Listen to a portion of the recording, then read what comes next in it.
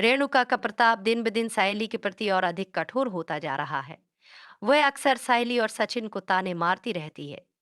रेणुका, तुम दोनों इस घर में फालतू हो। तुम्हारी आंखों में शर्म है भी या नहीं? अगर मैं तुम्हारी जगह होती तो कब की ये घर छोड़ चुकी होती। लेकिन नहीं, तुम्हारी आंखों में जरा भी शर्म नहीं है।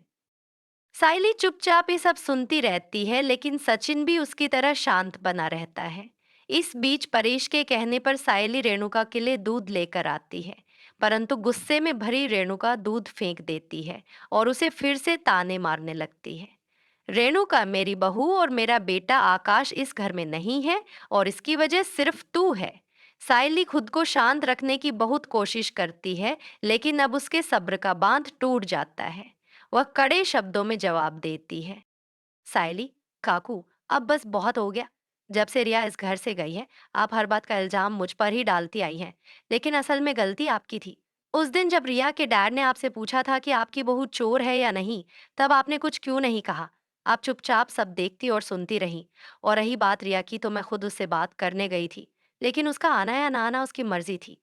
आपने खुद अब तक उसके पास जाने की जहमत भी नहीं उठाई। आखिर आपने उसे वापस बुलाने के लिए किया ही क्या है?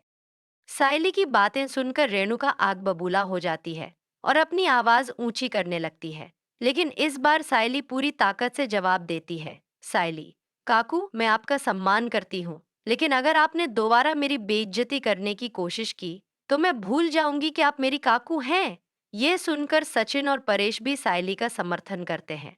अब सवाल ये है कि क्या रेणुका को अपनी गलती का एहसास होगा? क्या वह सायली से सही तरीके से पेश आएगी